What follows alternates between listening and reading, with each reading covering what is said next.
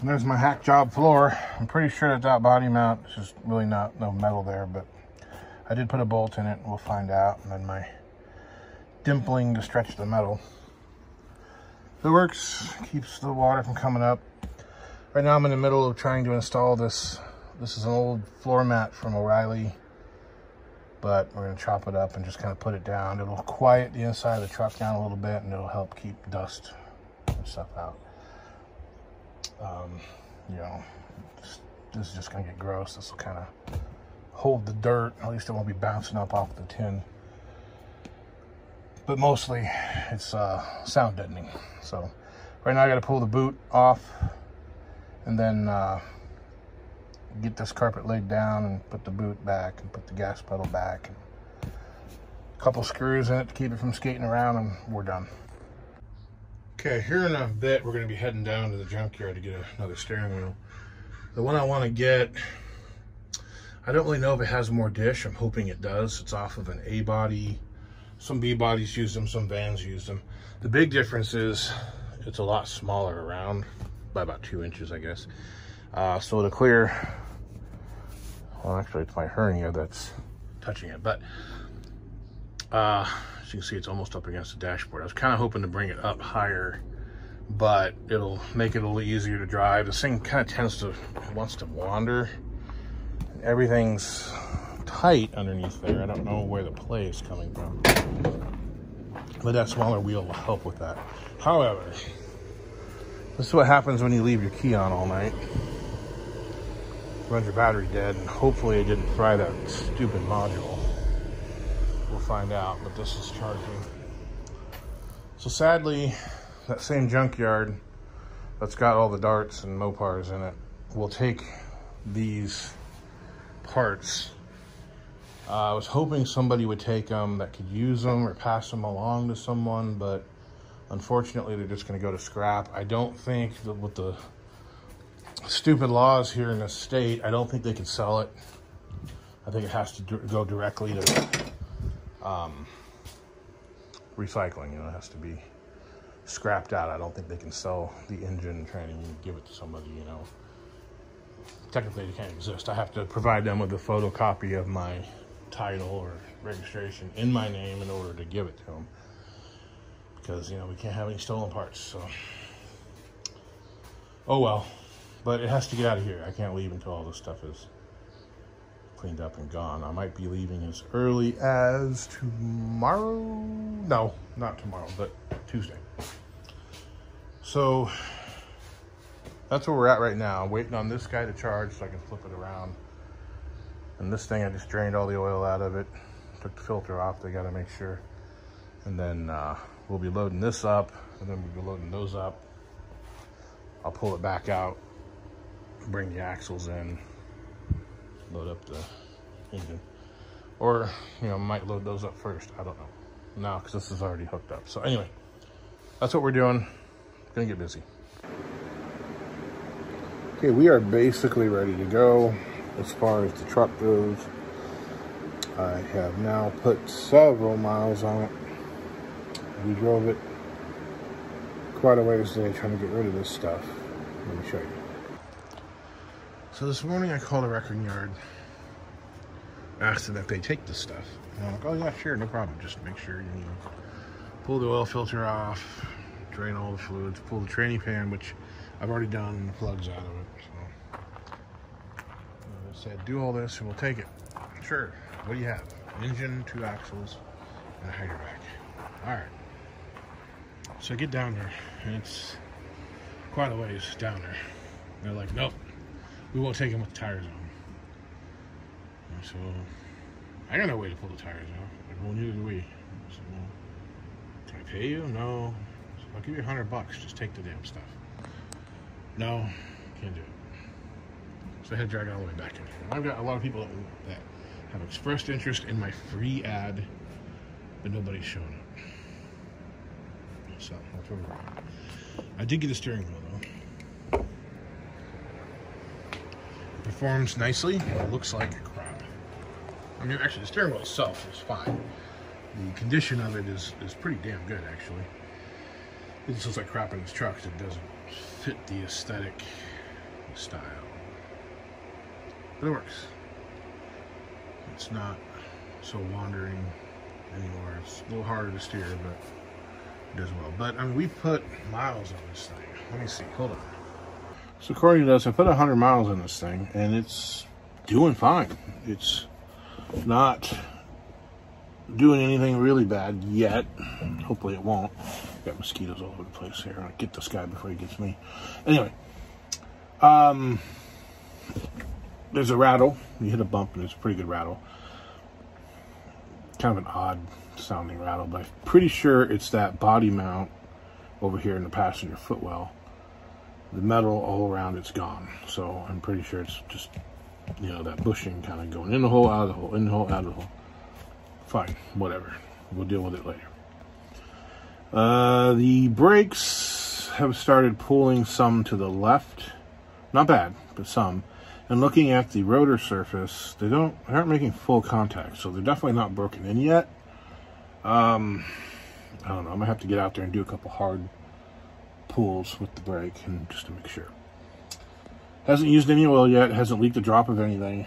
It's not running hot according to the gauges. I checked all 3 sending units. They all read the same, and we're sitting on a quarter.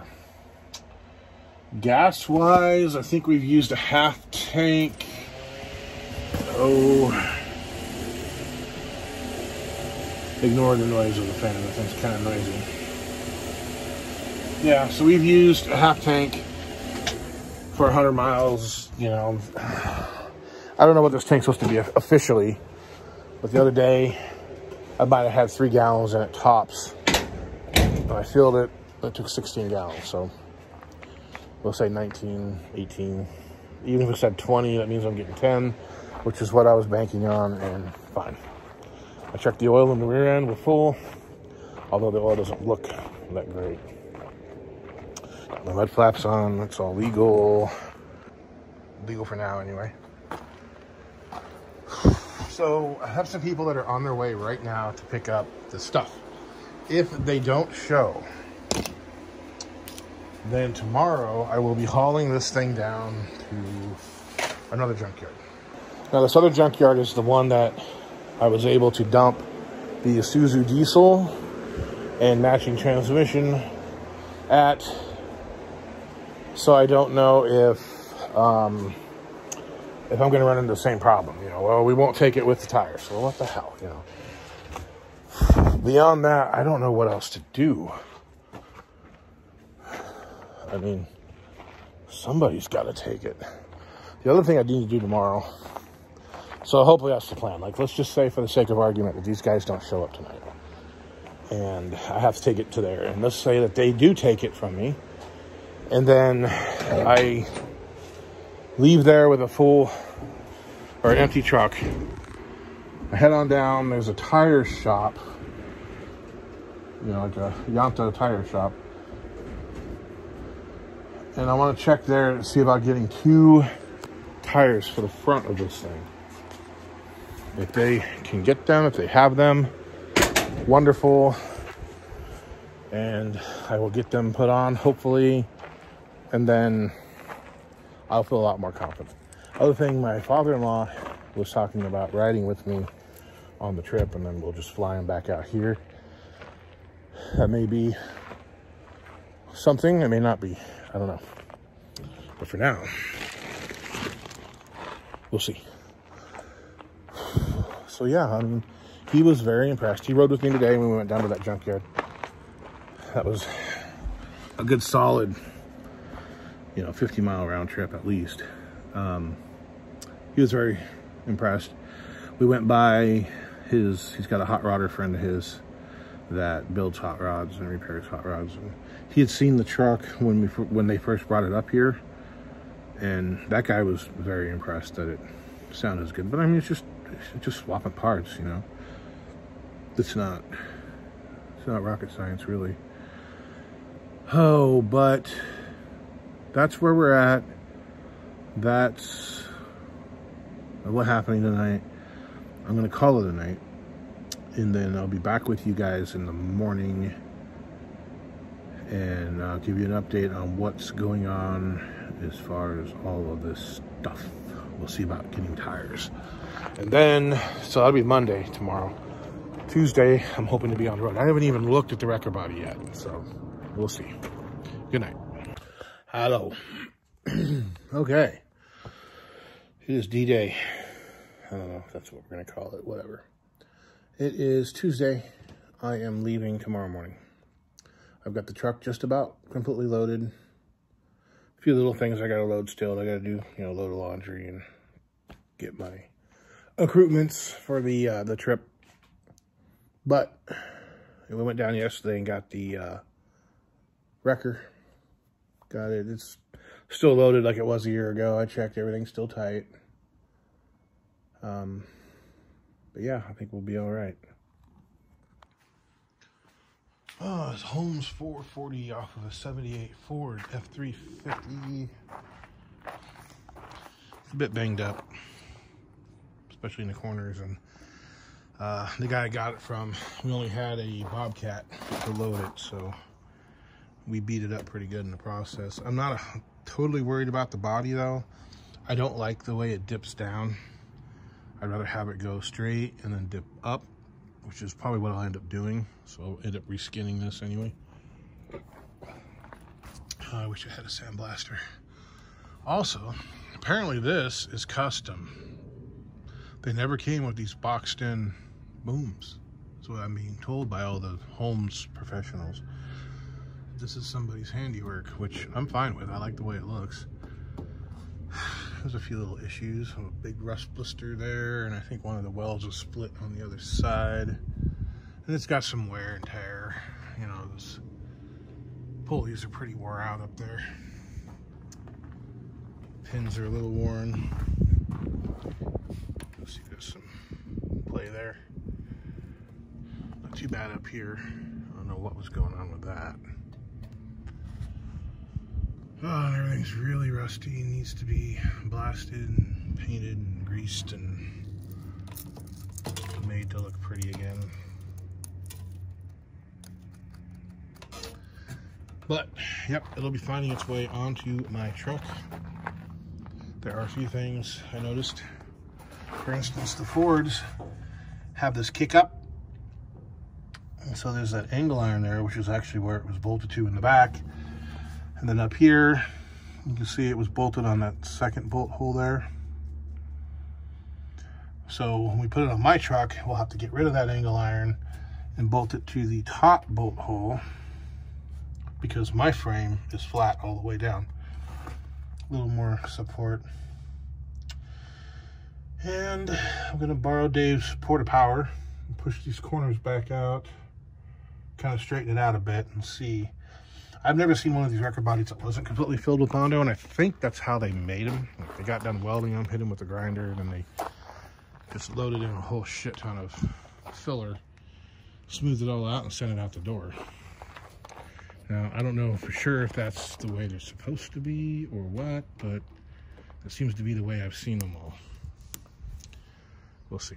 The original plan was to bolt a tongue on this, or weld a tongue on the front of it, put some tires on it, and haul it like a trailer, but we changed our minds. And this is that sway bar from the Wannabango that I probably won't even bother putting on the truck, because it's, I don't know, it's pretty solid. Now, anyway, that light bar's coming off, and I've got just the regular bubblegum machine going in the middle. I'll give that to my buddy.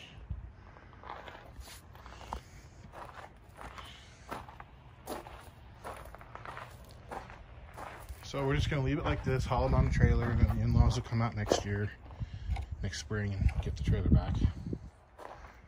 This side's not as bad. The corner's pretty boogered up, but yeah. I'm gonna have to trim my frame over here. I gotta take measurements and do all that crap. Drill holes.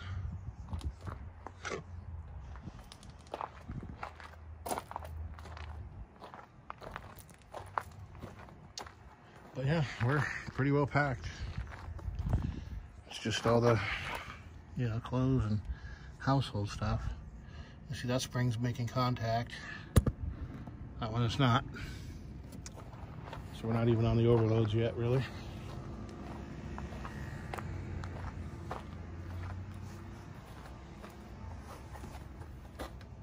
That's got me worried.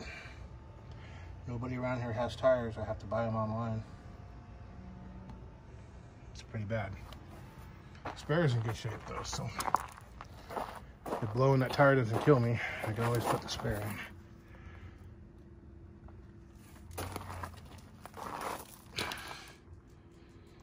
Yep.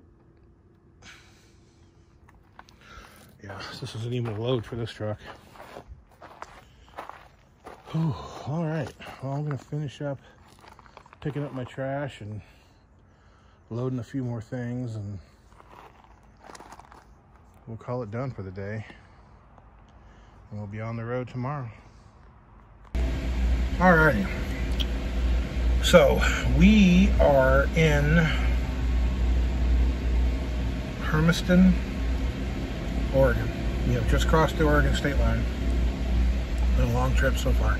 We're not even that far away. Just had our first, hopefully only breakdown.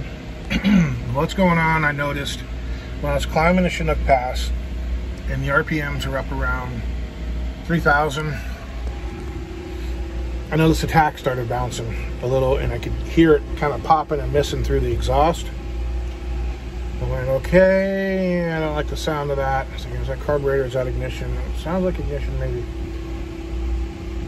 And it did it a few more times out on the highway, like if I had to climb a hill. So basically, heavy load, higher RPMs, it would start cutting out. And I thought maybe fuel, except for the tack needle bouncing. Every time it missed, it bounced. So that told me ignition module. I just put one in. And so here back about 10 miles ago or so, it started kind of missing bad, even without any load or RPMs even. Tacks were kind of bouncing all over the place. So I pulled off here in this little Circle K and got out. The module is actually melted. The plastic has melted. So that thing took its abuse like a champ. So what happened? Well, my guess is that, see, I don't think the Chevy HEI uses any kind of a resistor. And that's not the problem. But somebody put one of those stupid Excel super coils in there. And every car I've ever run one of those on has fried the module. So, yeah, I've actually got a factory Chrysler coil on the back, but everything out here is just red hot. I mean, it's 100 degrees here. So I'm going to sit here, I'm going to eat my spaghetti, let this thing cool off. There's an O'Reilly about 4 miles away. I hope this thing will limp itself over there and I'll exchange it. And if they have one, I will buy an extra. But I'll put the ballast resistor in and see what happens. If it doesn't cure the problem, then I will swap the coil. But yeah. So I'm not completely broke down, or at least I wasn't when I pulled in here. So we'll see what happens when I go to pull out, whether or not it'll stay running. We'll see. But that's it for now. I'll get back to you here in a bit. Alrighty, so here it is, the day 2. I just had breakfast. Took an hour to fix the speedometer cable, which broke about a mile after I got gas in Hermiston. I had the speedometer cable from the Wannabango. It's a little too long, but that's all right. It's kind of looped around. The speedometer itself seized up. I got it freed up. I got it where it turns pretty easily. Hopefully it doesn't lock up again. It's oiled up. I knew I should have oiled it before we left, but I didn't. So we are doing pretty good, all things considered. That's done. I topped up the tank. We are getting back on the road here. I just need to log my entry here for mileage. I'm gonna have to reset it though, because, you know, I've driven how many hundreds of miles without tracking it. So here we go. Hopefully we won't have any other issues. The ignition module burned out, most likely because of that Excel super coil. I put the stock Chrysler coil back on it, put another module on it. I went ahead and changed the oil pressure sending unit. I had one from years ago, because before I couldn't get to it. I mean, just getting the damn connector on it was a pain in the ass. But when I got the coil off, boom, I get right to it. So I changed it. Now I have a working oil pressure idiot light. Great. The headlight switch is doing some goofy crap. I noticed the dash lights were kind of flickering off. What I didn't realize is that it wasn't just the dash lights, it's the tail lights too. So I may have to get an ignition or a headlight switch for this thing. I don't know. I have the one from the Wannabango. It's kind of corroded looking, and I don't know if it'll work. But we'll cross that bridge when we get there. Even if I have to go without tail lights, I don't think it's the end of the line. You know, I don't think it's the end of the world. Although driving 55 when everybody else is driving 80 and not having any tail lights and having them fly up on me is not a good thing. Alrighty, so I'm going to log this, and then we are going to hit the road and get out of here. See you soon. I'm going to try this selfie stick thing out here today. I don't know what the hell they made it for, but it's definitely not stable, but it works as far as, you know, holding it around. I've already got a pistol grip one, but we'll give this one a shot. Okay, this is day 3, and I'm in Ogden, Utah. It's about 11 o'clock or something, I don't know. I just got done eating at Denny's. I don't eat out too much on these trips. I don't like to be full, it makes me sleepy. So anyway, so far the trip's going okay. It's going well. I've had a few little things to deal with. That exhaust leak on the right side has gotten quite a bit worse. And I was poking around with the flashlight last night trying to look at it, and I thought it might be leaking from the flange, but I don't see any evidence of it. And I really don't see any evidence anywhere of the leak. There's something up by the center head bolt where the Siamese, or where the center ports come out. And it got me to thinking, when I was cleaning up those manifolds, the metal was really corroded, and you know, I just had the Scotch-Brite and I was cleaning up the surface, and I noticed that, you know, it was eroded pretty bad, so there wasn't a lot of surface there.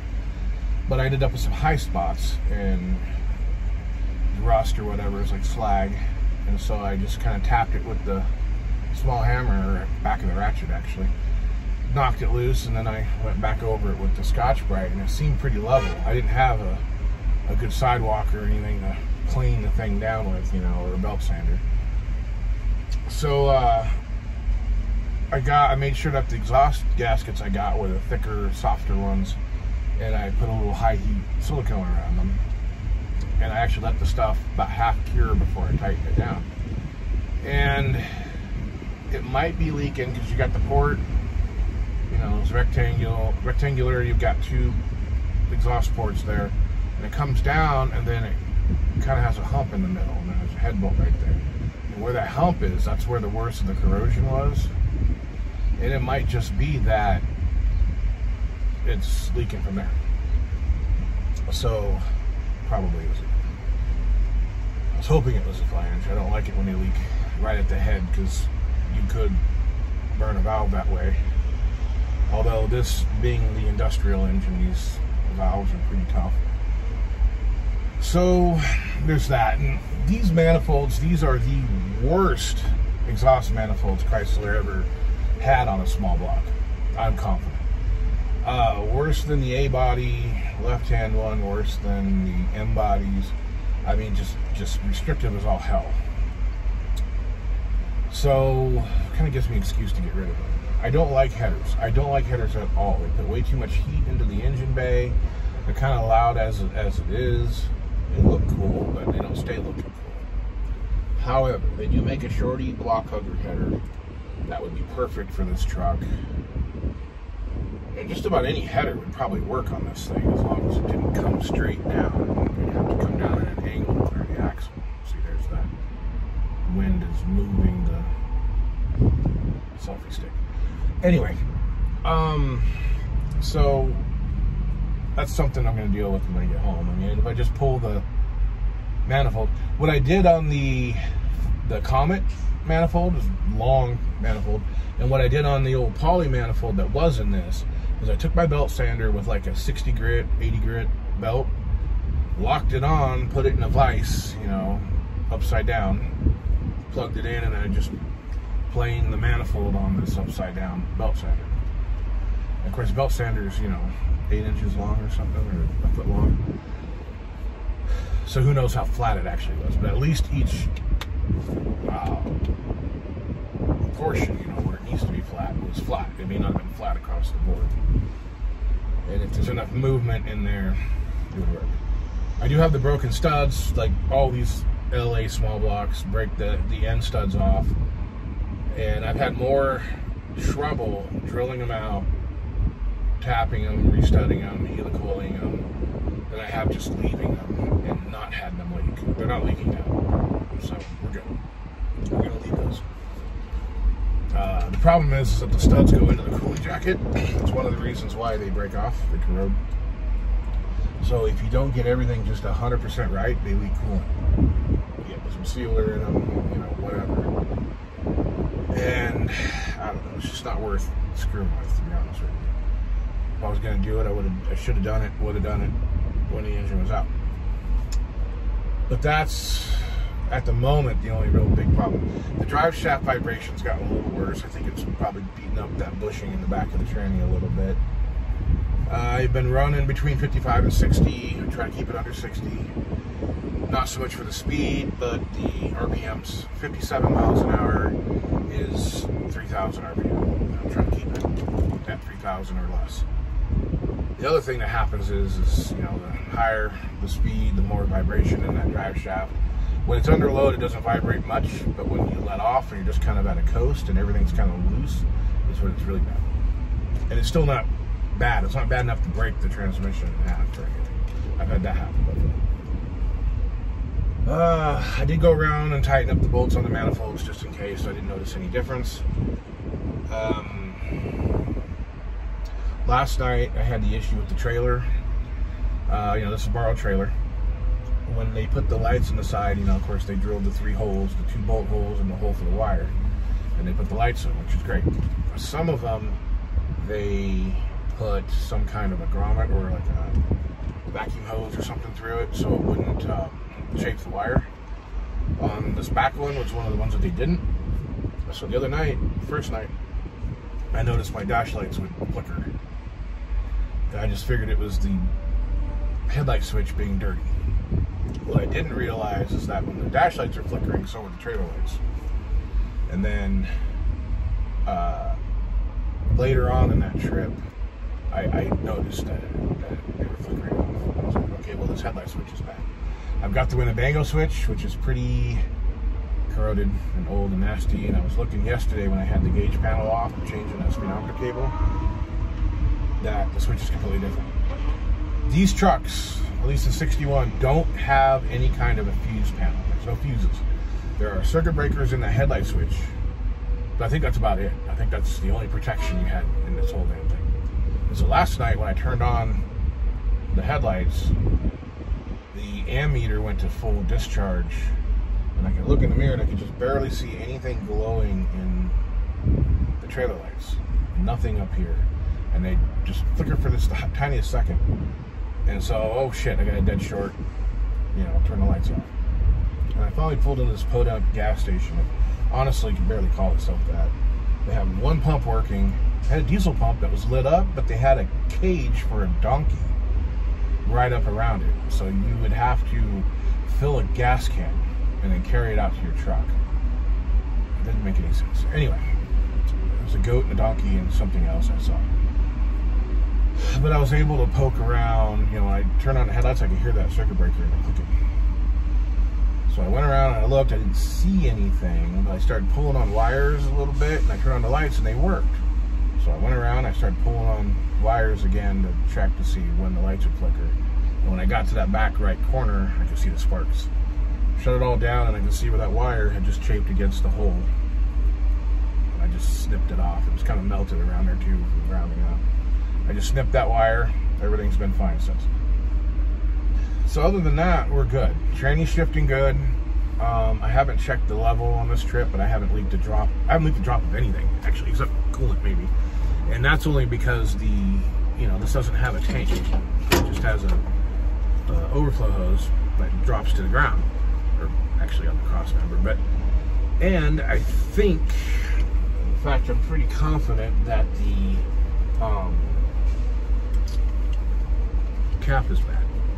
And I knew that, and I left it that way because I don't want this thing building up pressure. 61-year-old truck, 61-year-old radiator. I don't know what 16 pounds of pressure would do. Although this one's probably like 13. That's what it's supposed to be out of. I didn't want the pressure. This thing's never run hot. I mean, the hottest it got was on the hot edge of the normal range. You've got the normal range here in the gauge. So you've got cold, you've got hot, you've got this little range here that's supposed to normally swing in. And normally it'll run, like if it's cool out, it'll run on the cold line of that normal section. When it's like right now, it's in the low mid 80s, it'll probably run halfway. And then you start climbing a hill or something, or when it's really hot, it'll get up to that, hot edge of that thing. But not beyond. The only time it ever got beyond it is you shut the hot engine off somewhere and you come back out to it 5 minutes later, it'll be way up there, about 3/4. And that's from heat. So, the engine's still hot, it's still producing heat, it's still cooking that coolant, but the coolant isn't circulating, so it's going to get hotter and then cool off. Especially when you start it up, the radiator has already expelled its heat and it starts circulating. The cooler water comes into the engine, forces the hot water out. Science. Woo. So that's where we're at. Oh, Wagoneer. Grand Wagoneer. We're going to get back on the road. We're, 60 miles away from Evanston, Wyoming. Normally it would make me a bit nervous because there's nothing between here and there. That's why I ran out of fuel in the bus. There are no working gas stations until you get to Evanston. But it's only, like I said, 59, 60 miles or something like that. And I got a full tank, so we're okay. Yeah, we're doing good. So I'm going to pull out here, hit the freeway, and get going. I'm going to have to take you guys off of this thing because I don't trust it. I was hoping to leave it up so you can come along with me for the ride, but it's not going to work. Oh well. But anyway, that's it for now. I'll check in with you later. Bye.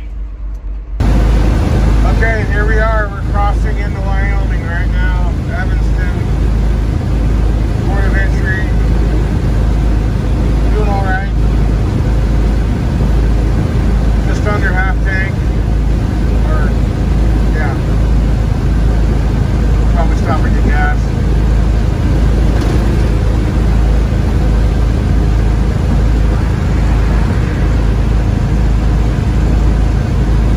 Otherwise, we're doing okay.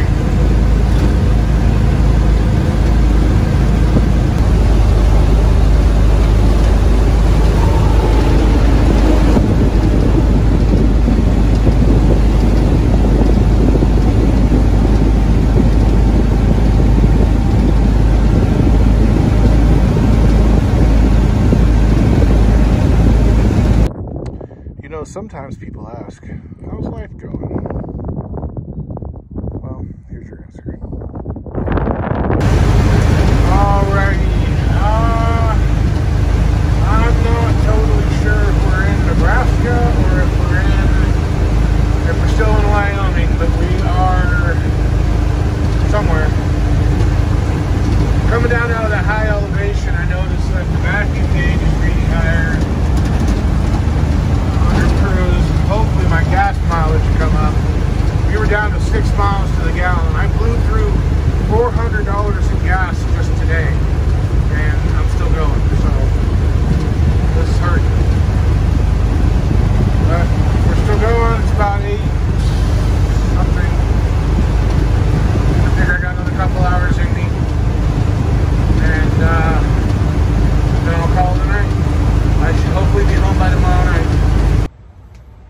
people. This is day 4. We are in North Platte, Nebraska. I remember where I was there for a minute. So I got into this hotel about 1:30 a.m. last night. I was doing pretty good. And one thing I did notice, up there in the higher elevations, cruise was between 3 and 5 inches of vacuum on the gauge there. And more than often than not, I was at 0 climbing the hills. So my gas mileage kept going down. 8.5, 8, 7.5, 7, 6. Had to fill up like every 100 miles, every 80 miles. It's getting old, so I blew through about $400 yesterday just in gas. And then I did notice though, as I was coming down out of the elevation, the vacuum gauge started getting higher and higher. Cruising at 5 inches, 6 inches, 7 inches. Last night, before I stopped, I was cruising at 9, 10 inches of vacuum. And I feel like I've gotten a long way on this last tank of gas. I'm still above empty. I'm gonna go over here to the scope station on the corner, and we'll see how much I burned. But I think my mileage has improved greatly since then. I mean, Washington was sea level, but I was in hills immediately after leaving. So what does this mean? This means that we are about ready to go. I'm just gonna check the fluids, go over, get gas, and get on the road, and hopefully I'll be home tonight. I'm looking at about a 7-hour drive. That'll get me home. I still need to go check out here at the hotel, warm this thing up. But let's see. Coolant, we are doing okay. And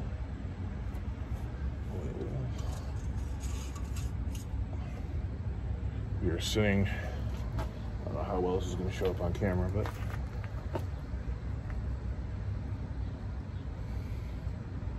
we were sitting right on the full line. Now, it used to be just a tiny bit above the full line. So, half a pint of oil maybe used, running 4,000 RPM the whole trip. That's pretty damn good for this engine. Winnebago, had about 60 some odd thousand miles on it. It ran fine, other than the Holley carburetor was jumped. That was annoying. Transmission I checked yesterday, it was full. The fluid was still pink. It did not smell burnt at all. We're doing good. Tranny's still working perfectly fine. So we'll see. All right. I'm going to do a quick walk around, pump some tires, and we're going to get on the road. I'll talk to you later.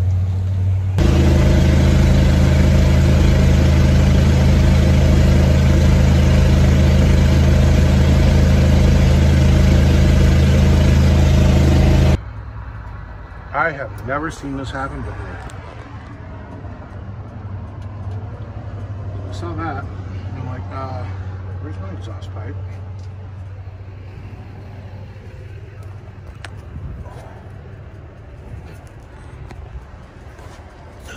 You'll have to excuse me, I can't hear anything right now, even with the headphones on.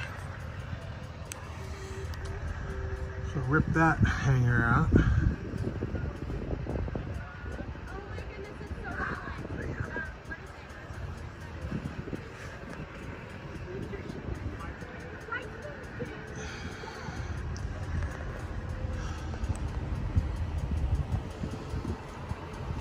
I've never seen it just break a pipe in the middle before. Wow.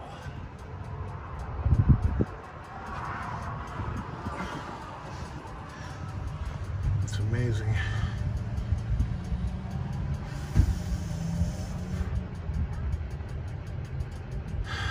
Well, the good news is that there is an O'Reilly in Pratt, Kansas, and we should be able to pick up a couple hose clamps and a piece of coupling. and splice that back together so I'm not completely deaf by the time I get home. Otherwise, I think I'll just let it ride. It's gonna be loud as hell. It'll get me pulled over if a cop sees it. Now the question is that what my exhaust leak has been this whole time, or what?